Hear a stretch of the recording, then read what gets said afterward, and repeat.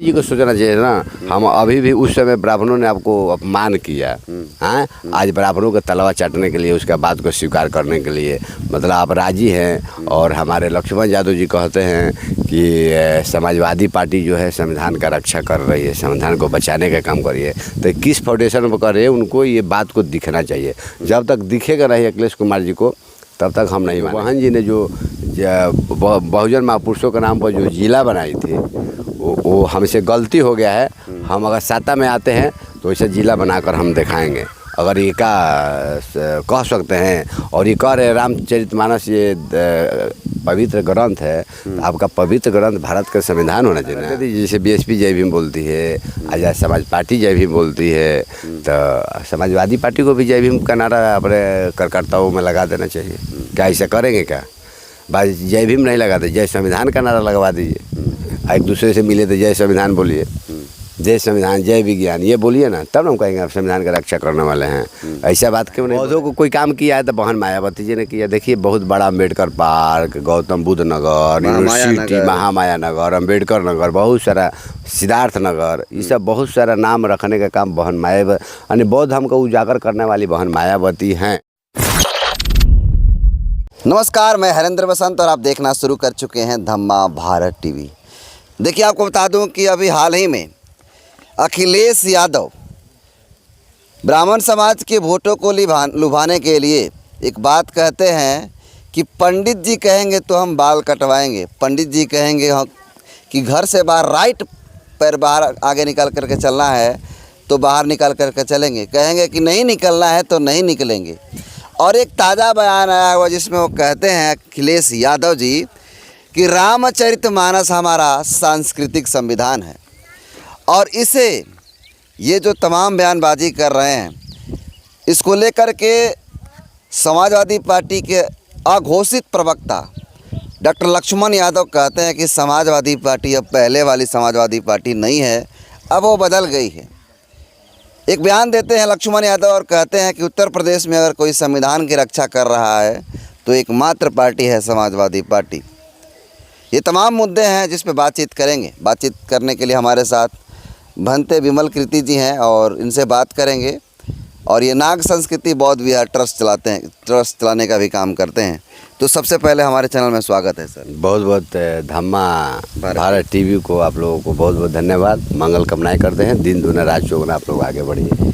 मेरा पहला सवाल है कि अखिलेश यादव उत्तर प्रदेश के अंदर ये बात कहते हैं कि अगर पंडित जी कहेंगे तो मैं बाल कटाऊंगा, पंडित जी कहेंगे नहीं बाल कटाना है तो नहीं कटाऊंगा, पंडित जी बोलेंगे कि राइट पैर घर से बाहर रख करके निकलिए तो निकलूंगा, अगर कह देंगे कि नहीं निकलना है तो नहीं निकलूंगा। इस बयान को कैसे देखते हैं? देखिए जो SC ST OBC जो समाज है ना, पंडित जी लोग जो होते हैं, ब्राह्मण जी लोग, वो SC ST OBC लोगों को शुद्ध ही बोलाता है। शुद्ध बोलाता है तो शुद्ध जब बोलता है तो वो शुद्ध जो ब्राह्मण कहता है वो शुद्ध मतलब दास होता है, गुलाम होता है।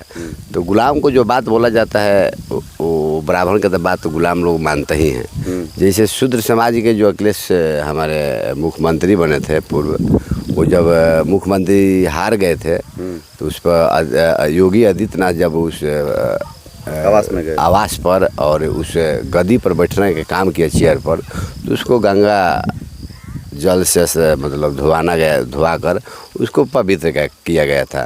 तो उस दिन अखिलेश जी को बहुत चिढ़ लगा था। मगर जो ब्राह्मण अपना काम करता है तो करते रहता है। मगर अखिलेश जी को सोचना चाहिए ना। हम अभी भी उस समय ब्राह्मणों ने आपको अपमान किया हैं, आज ब्राह्मणों का तलवा चाटने के लिए, उसका बात को स्वीकार करने के लिए मतलब आप राजी हैं। और हमारे लक्ष्मण यादव जी कहते हैं कि समाजवादी पार्टी जो है संविधान का रक्षा कर रही है, संविधान को बचाने का काम कर रही है। तो किस फाउंडेशन पर कर रहे हैं, उनको ये बात को दिखना चाहिए। जब तक दिखेगा नहीं अखिलेश कुमार जी को तब तक हम नहीं मानेंगे।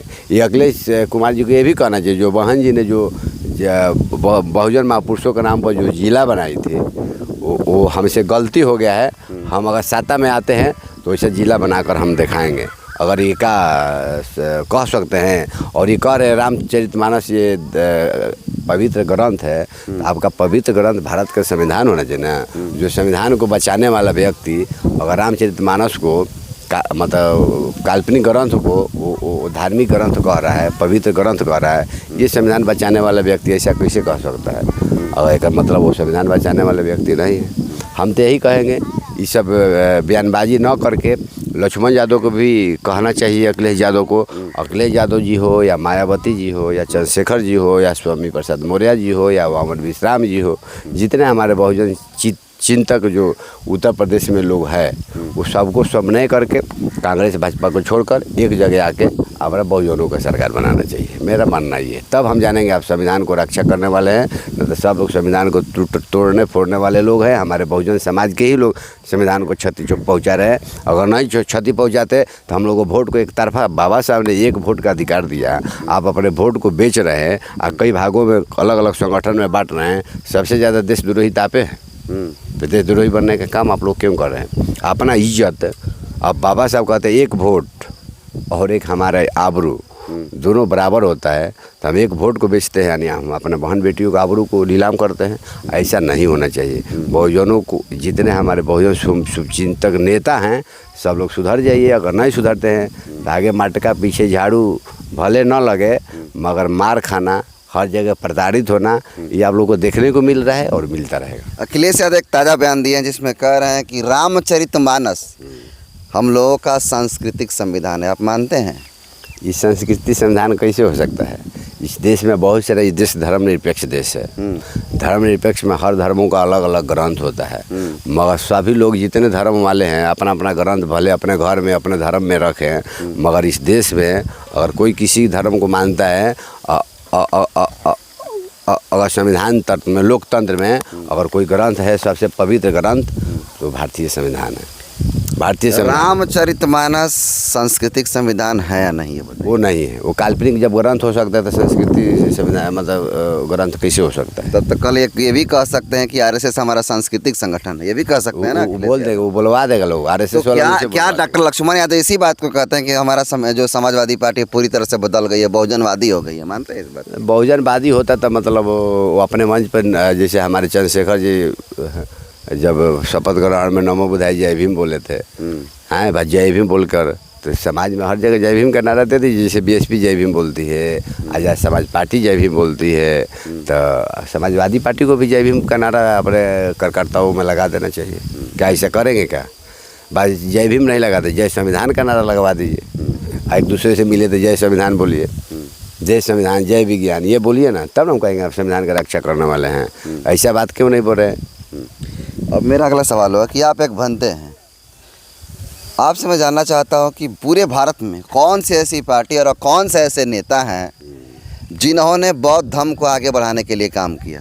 देखिए, बौद्ध धर्म को आगे, देखिए उत्तर भारत में खास करके बात करते हैं, महाराष्ट्र में सबसे ज़्यादा अगर बौद्ध धर्म को तथागत बुद्ध से लेकर महान सम्राट अशोक, महेंद्र संघमित्रा, ये चार लोगों ने देश विदेशों में प्रचार किया, धर्म राज का स्थापना किया। और पुष्यमित्र शुंग ने प्रतिक्रांति करके बौद्ध भिक्षुओं को कत्लेआम कराकर बौद्ध धर्म को लुप्त किया। और लुप्त करके जो 84,000 बुद्ध विहार जो सम्राट अशोका ने बनाया था, 84,000 शिलालेख, 84,000 स्तूप, ये सब रावणों ने तोड़ तोड़ के मतलब प्राचीन हिंदू का मंदिर बना दिया। प्राचीन बुद्ध विहार को तोड़कर हिंदू का मंदिर बनाया। और तब बाबा साहब ने 14 अक्टूबर 1956 में, 1935 में यावला, नासिक जिला में एक यावला जगह, वहाँ बोले थे हिंदू धर्म में पैदा हुआ हूँ मगर हिंदू धर्म में रहकर मरूंगा नहीं, ये मेरी बस की बात है। तब बाबा साहब ने 21 साल के अंतराल में 35 और 21 56 में नागपुर की धरती में 5 लाख लोगों के साथ धम्म दीक्षा लिया और बौद्ध धर्म को स्वीकार किया।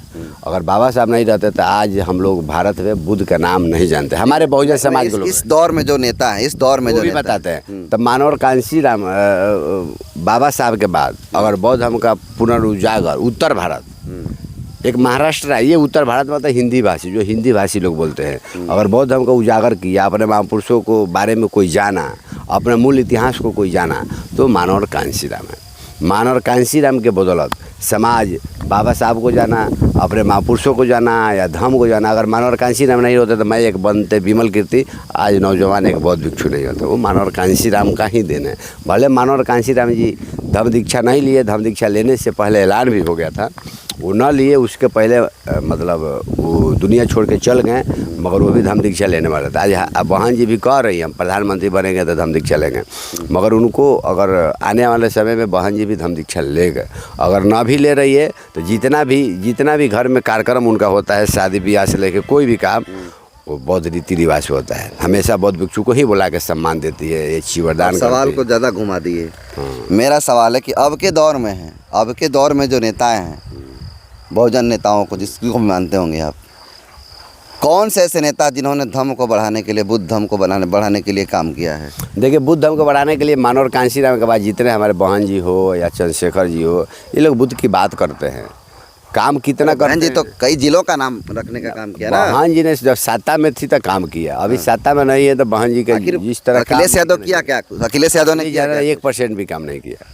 अगर बौद्धों को काम आप नाम लेने से क्यों कतरा रहे हैं? बौद्धों को कोई काम किया है तो बहन मायावती जी ने किया। देखिए, बहुत बड़ा अम्बेडकर पार्क, गौतम बुद्ध नगर, यूनिवर्सिटी, महामाया नगर, अम्बेडकर नगर, बहुत सारा सिद्धार्थ नगर, ये सब बहुत सारा नाम रखने का काम बहन मायावती, बौद्ध धर्म को उजागर करने वाली बहन मायावती हैं। अभी चंद्रशेखर जी पॉपुलर बन रहे हैं तो हम तो कहते हैं चंद्रशेखर जी, बहन जी, जितने हमारे, वो अलग बात होगी ना। चंद्रशेखर का भी सरकार बना नहीं है, तो धर्म के लिए काम किया है। भले धर्म परिवर्तन नहीं किया है, मगर धर्म के लिए पूरा काम किया है। लेकिन जितने तमाम बहुजन महापुरुषों के नाम पे जिला बना, उसको बदलने का काम समाजवादी पार्टी अखिलेश ने किया। तो यहाँ पर बहुजन विरोधी कौन हुआ? सच बताइएगा एकदम। जो नाम बदलता है उसी को कहा जाएगा अखिलेश यादव। मगर अखिलेश यादव से ज़्यादा खतरनाक यहाँ के भाजपा है।